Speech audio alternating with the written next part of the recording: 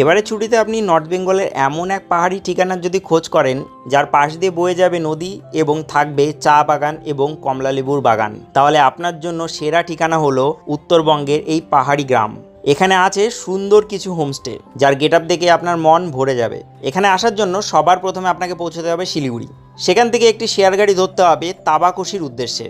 ভাড়া নেবে 200 টাকা। সরাসরি এই গাড়িগুলি কিন্তু চলে আসে তাবাকুশির এই স্থানে। এখানে আসলে আপনি দেখতে পাবেন চারিদিকে চা বাগান এবং মাঝ দিয়ে বয়ে গেছে একটি সুন্দর নদী। আর খুঁজলে দেখতে পাবেন অবশ্যই কমলালেবু বাগান। থাকার জন্য অনেক ব্যবস্থা থাকলেও আমরা একটি সুন্দর হোমস্টেতে এখানে ছিলাম, যার ব্যালকনিতে বসে দিনের পর দিন এভাবেই কাটিয়ে দেওয়া যায়। এখানে থাকা খাওয়ার কস্ট 1500 টাকা করে পার হেড ইনক্লুডিং ফুড। 4 বেলা খাবার এখানে যুক্ত থাকবে, লাঞ্চ, ইভিনিং স্ন্যাক্স, ডিনার এবং ব্রেকফাস্ট। রুমগুলি বেশ বড় বড়, অবশ্যই আপনাদের এখানে থাকা উচিত।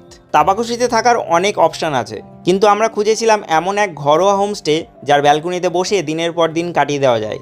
এর রুমের ব্যালকনি থেকে দেখা যায় পুরো গোপালধারা চা বাগান, আর হোমস্টেতেই আছে অরেঞ্জ গার্ডেন।